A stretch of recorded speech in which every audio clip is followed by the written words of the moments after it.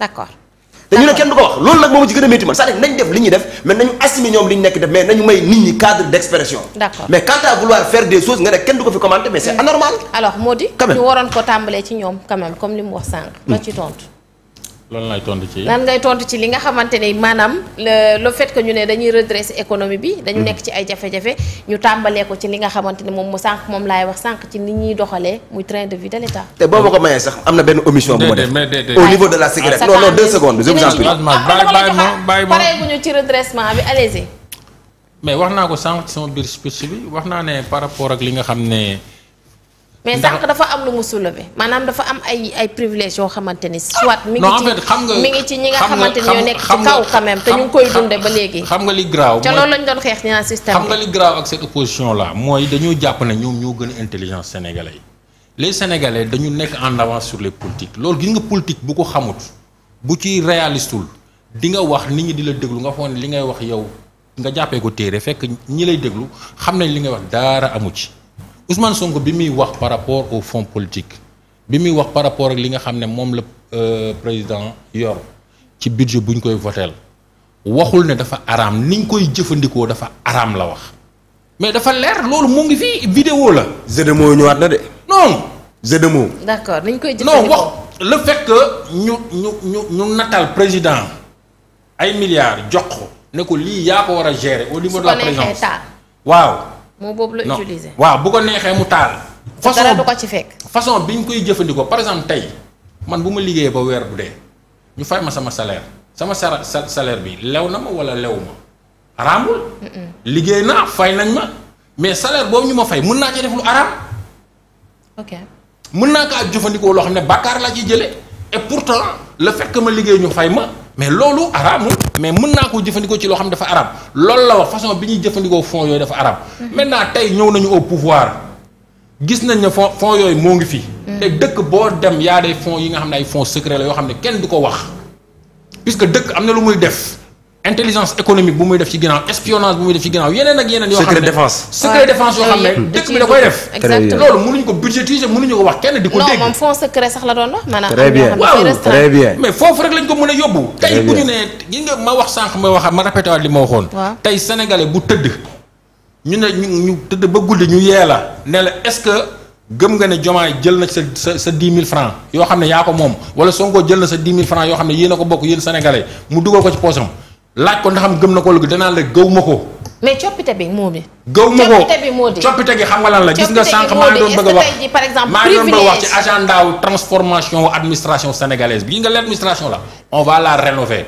Sénégal nga doon gis fonctionnaire milliardaire loolu mu amul ci dëkk yu sérieux yi. déclaration de patrimoine Ousmane Sonko. gis nga toog naa fii.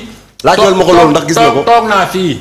di waxtaan ak Badji bi nekk xaw ma nouvelle kii xaw ma lan mooy bu Amadou bi. toog nañ fii di wax ma ne ko fonctionnaire bu nekk milliardaire amul. tàmbale ko ci Ousmane Sonko. yaa ngi may dégg. waaw maintenant non mun xam nga. non si loolu Sonko milliardaire. bu fekkee ni Bassirou Diomaye rek am na. un demi milliard. xaaj milliard. koo xamante ni liggéeyul 20 ans. agent simple. musul nekk chef de département du agent simple. non mais si. non bu loo agent simple du agent simple nag. léegi la koy wax bi mu nekk impôt demee lan la nekkoon. non dem na ba nekk inspecteur. mais non ñun li ñu chef de bureau inspecteur chef de bureau information boobu ci yow laa ko dégg. non nekk na chef de bureau. non loolu yaay ci yow laa ko dégg. en fait ñu nekk. je vais y revenir waaw saa ñu nekk man déggul mu la wax. waaw gis nga du impôt domaine rek moo am ay prime.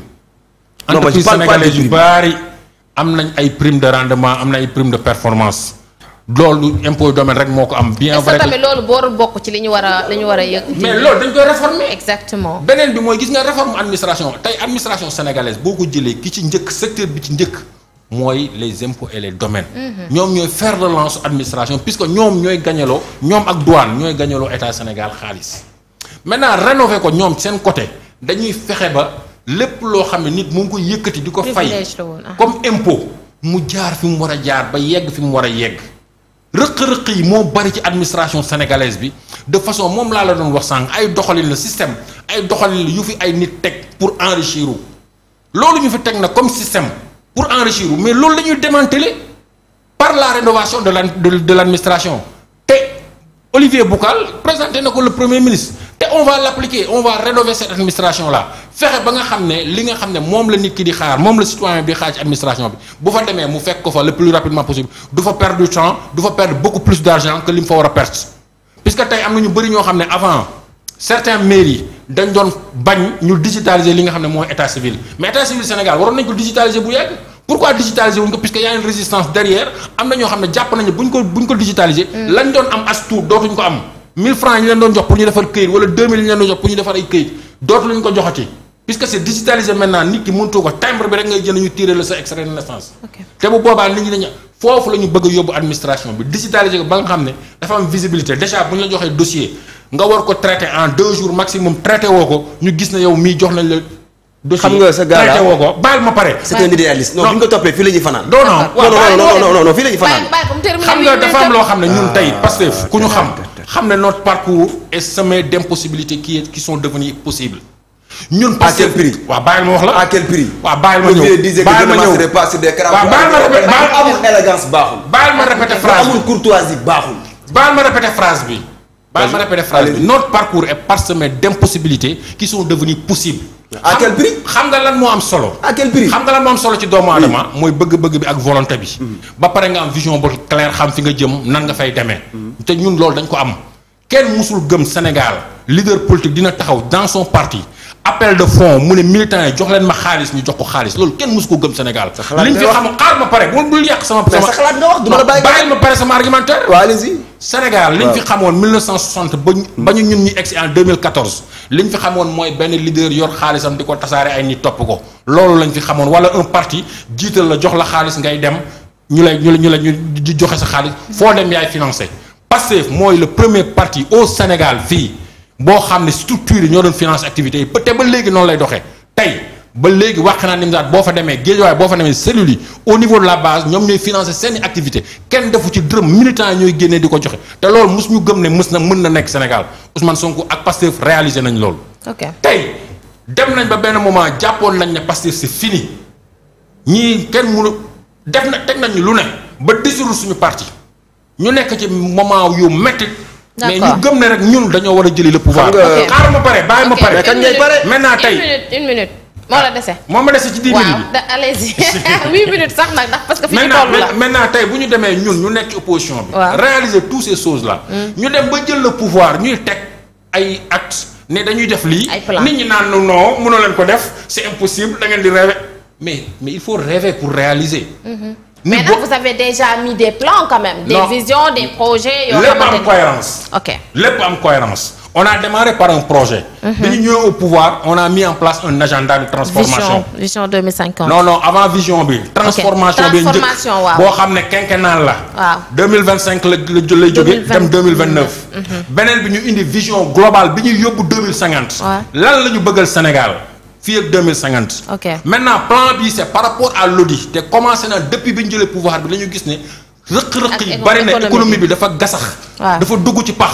ñu war ko fa génne pour ñu génne ko fi il faut un plan de redressement. plan de redressement boobu kenn mënut a tey gëmloo Sénégalais. ne gouvernement bi wala état bi ci seen poste lay jëlee alal ji ku mu neex nag mun nga wax lu la neex mais ku dem liir ko di nga xam ne lii lu leer nañ la lu ñu teg xam nañ fan la ñu dem di jëlee fonds yooyu te beneen bi mooy train de vie état bi bu ñu ko ralentir ba mu ralentir. te commencé nañ ko depuis dans les sociétés parapubliques là moi je suis dans le parapublic. gis nañu ñu ngi commencé mais di restreindre yenn privilèges yu bari. yoo xam ne yenn gabegie yi yenn yàq yi nga xam ne moo ngi amoon ci. état bi am ci administration bi. mais commencé nañ koo dindi bu yàgg. d'accord nit ñi sañatuñ ko def puisque boo gisee kilifa gi defu ko. mais doo ko def. d'accord gars yi dañu doon gis Macky Sall ak gars yi ñuy def lu leen neex. moo tax gars yi nekkoon ci administration bi. di def lu leen neex. d'accord alors yaa ngi doon wax sànq loo doon wax sànq ci cigarette gi balaa ñuy terminer ci point redressement bi. non mais le Sénégal mérite mieux. Le Sénégal mérite mieux. C'est-à-dire que si nous avons la chance ou bien l'occasion de pouvoir dire notre point de vue. C'est l'étendue nationale voire internationale c'est-à-dire que maam mbir mi dañ ko teg dans un cadre bien défini c'est-à-dire que dañuy nekk ci benn contexte bu leer quoi ñu lijjanti problème boobu ñu dem ci beneen point yow boo xoolee yow fu mu toll nii yow instant bi émission bi il nous reste moins de 30 minutes su ma juumulee point yi nga énuméré ñun ñu ngi ci deuxième point ba tey. waaw donc yow rek raté nga yow logique émission bi yow fu mu toll nii seen taxe bi baaxutul répartition timing bi baaxutul. Déedéet. lan moo ko waral benn waaye tey ñu fii di tourner di tourner. répartition bi kay non moom répartition teg naa ko ci baaxul. yoon parce que maa ngi xool sama non timing bi baaxul instant mënoo wax ba dab timing bi. non timing bi mi ngi baax na ci yaa ngi fi maa dama ngi rek allez-y. fi léegi cigarette bi nga xamante ni tey gone yi koy tux baaxul c'est anormal war ñu ko cautionner. taxi bi ñuy dolli ci cigarette bi mais da nga war a posé wu ñan ñuy tux cigarette bi ñan ñoo koy tux pour la majeure partie pour ne pas dire la quasi totalité. mooy des gens yoo xam dañ nekk dans une situation de vulnérabilité. bu ñu am benn moyen boo xam benn moyen de xaw ma compensation laa ko mën a waxee maanaam li leen naqari foofu la ñuy def benn moment de résilience. man damay tux di man damay tux par plaisir. non damay tux. ok waaw mais vraiment dama bàyyi ba terminer sama raisonnement quoi. pour baal ci suñ dee 100 personnes. 70 yooyu tux. nekk ñu dans des situations yoo xamante ne entre guillemets normal nañ. dañuy nekk dans une situation boo xamante ni dañ koy lijjanti. allahu akbar voilà pour les 70%. léegi yow état yow non seulement yow politique bi nga waroon teg yow mooy naka ngay def ba nga xamante ni maanaam cigarette ci boppam dañ ko fiy jëlee. éliminer ko en fonction du temps.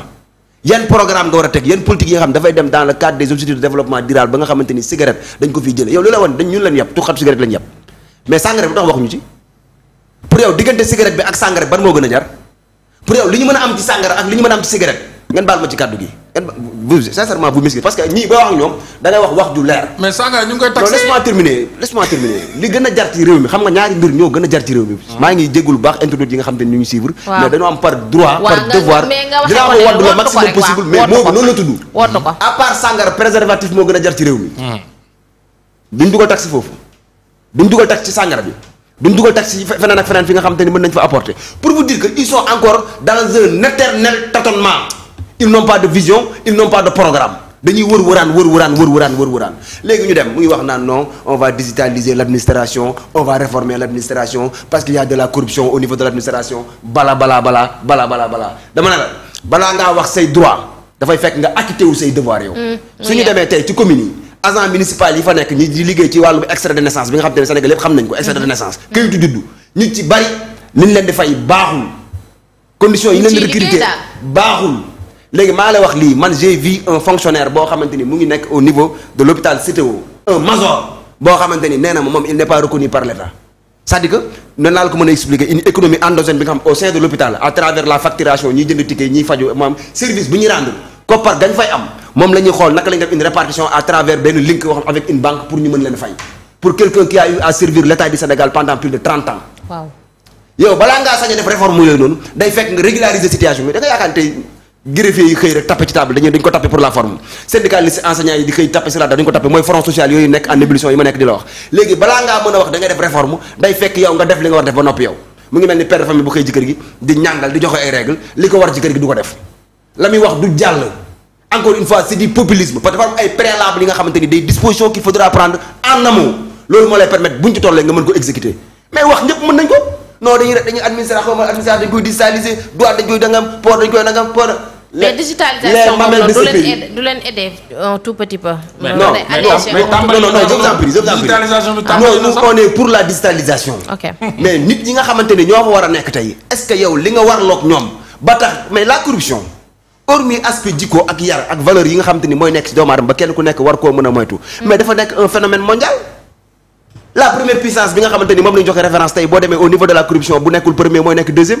si nag Japon yi partout dans le monde léegi li nga war a wax mooy naka la ñuy def ba nga xamante ni sénégalais bay xëy di liggéey di rendre service mu di ko def ak amour lam cay am mu mën koo suturloo mën a njëriñ boppam njëriñ njabootam ba nga xamante ni du soxla dërëmu réew mi ñu ci bari ñu ngi dóor alalu réew mi contrainte tax ñu di ko jël imagine toi un agent comptable mu mën a xëy di compter plus de 50 millions weer bu dee nga di ko jox 200 000 francs par fin du mois te bu amee turu dañ koy dagg. dañ koy defal ko ci salaire am. j'en sais quelque chose. tu trouves ça normal non li ma la wax man xam naa ko c'est-à-dire que du ma wax industrie nag c'est anormal dans un état de droit nit ki xool li ma ci gën a naqari sax ñu ci ëpp ay prestataires la ñuy nekk. bu ñu feebaree ñu faj seen bopp. maam état Sénégal ñi nga xamante ni ñoo am avantage ñooy wëy li am avantage loolu waa ji waxoon seen i bàyyi yëlif suñuy bàyyi seen i doom a yëlif suñuy doom. kii de moo ngi mel ni léegi nag rupture bi nga xamante ni ñu ngi ko doon xaar ci ñoom. loolu lañ doon xaar ci ñoom mooy changement de paradigme bi nga xamante ni maanaam li ñëpp bokk ñëpp jot ci. billaay loolu mooy léegi loolu fan la war a amee tey mooy seen caisse noire yi ñu nekk di wax ak seen. ak seen fonds noirs yi. mais imagine toi tey yaa ngi indi yaa kon tey mënoo la tey benn directeur boo xam dans un état buy gagné par exemple 7 millions. nga xam ne directeur boo xam te ni moo ëppale président bi moo ëppale ministre bi bu mu la jaaxal boo ci génnee avantage yi ñu am rek ñoom ils peuvent vivre indépendamment de leur salaire. mu ngi wax naan Ousmane Sonko du sàcc alal réew mi du ko lekk Bassirou Diomaye du ko lekk bu ñu tëddee nañ nelaw Serigne Saliou Gueye yor mi bokk ci ñoom neew la léegi nii gis nañ fi ay directeurs yoo xam te ni bi ñu leen nommé tey motagul ñaari at commencé nañ tabax des bâtiments à hauteur de centaines de millions. On parle du français quand on dit centaines minimum c'est 200 millions jëm kaw il n'a pas dit 100 millions il n'a pas dit 100 millions il a dit des centaines de millions des centaines minimum c'est 200 millions jëm kaw. Exactement. Kon ci biir ñoom am na ñu fi am sañ-sañ am capacité mën a tabax bâtiment wu 200 millions démb ak barki démb da nga am problème mu 1 million problème mu 500 000 francs en plus pire état boo xam te ne ñoo xam seen première fonction directeur général des gens qui n'ont aucune expérience dans aucun domaine bien défini la moo ko par le biais de la politique. La politique est devenue le moyen d'ascension sociale le plus rapide loolu la ñu waroon am nag changement de paradigme en faisant ce qu'on appelle appel à la candidature l'homme qu'il faut à la place qu'il faut.